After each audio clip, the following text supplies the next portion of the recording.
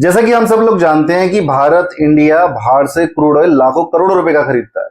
और अभी जो स्थिति बनी थी यूएस और ईरान की लड़ाई के बीच, जिसमें ईरान ने स्ट्रेट ऑफ हॉर्मुज को बंद कर दिया, तो अगर ऐसी कोई स्थिति बनती है भविष्य में, या कोई भी देश हमें क्रूड ऑयल नहीं देता या मना कर देता है, तो उस कंडीशन में जो भारत की अर्थव्यवस्था है, इकोनॉमी, वो चरमरा जाएगी। तो इसके लिए भारत सरकार कई सालों से एक ऐसा ऑप्शन देख रही थी कि हमारी जो डिपेंडेंसी है क्रूड ऑयल पर वो कम हो सके, और उस ऑप्शन का नाम है एथनॉल।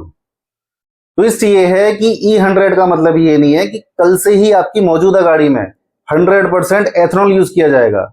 उसके लिए स्पेशल फ्लेक्स फ्यूल वाला इंजन चाहिए, उसके बाद ही एथनॉल यूज किया जा सकता है 100%। यानी जो वीडियो आप देखते हैं सोशल मीडिया पर, अगर आप ये सोच रहे हैं कि कल से ही एथनॉल यूज किया जाएगा पूरे भारत देश के अंदर और पेट्रोल डीजल खत्म हो जाएगा, तो ऐसा बिल्कुल नहीं है। अब आते हैं उस बात पर जो हर एक इंसान के मन में घूम रहा है, यानी कि माइलेज। कुछ लोगों का कहना है कि जब से उन्होंने E20 पेट्रोल डलवाया है, उनकी गाड़ियां पहले जितना एवरेज नहीं दे रही हैं।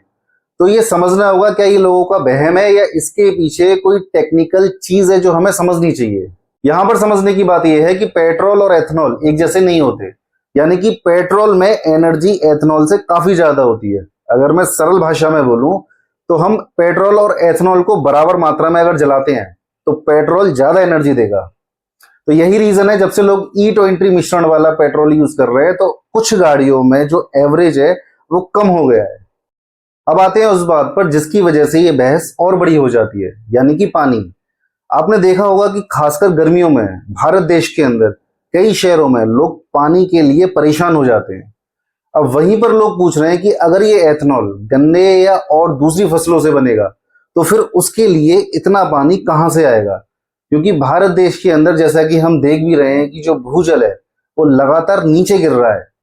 और कुछ एक्सपर्ट्स का मानना है कि एथनॉल बनाने के लिए, यानी कि 1 लीटर एथनॉल बनाने के लिए करीब 2500 से 3500 लीटर पानी का इस्तेमाल किया जा सकता है। मतलब ये सारा पानी सिर्फ फैक्ट्री में नहीं जाएगा, इसमें से बहुत बड़ा हिस्सा जो खेतों में फसल उगाई जाती है उसमें यूज किया जाएगा। अब मेरा एक सवाल है जिसे कोई नहीं पूछ रहा।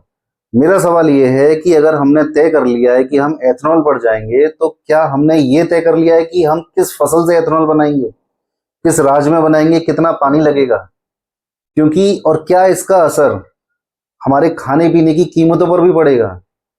क्योंकि भविष्य में अगर फसल का एक बड़ा हिस्सा ईंधन बनाने में लग जाएगा तो इसका असर बाजार पर भी पड़ सकता है। तो आप समझे होंगे कि मामला इतना आसान नहीं है।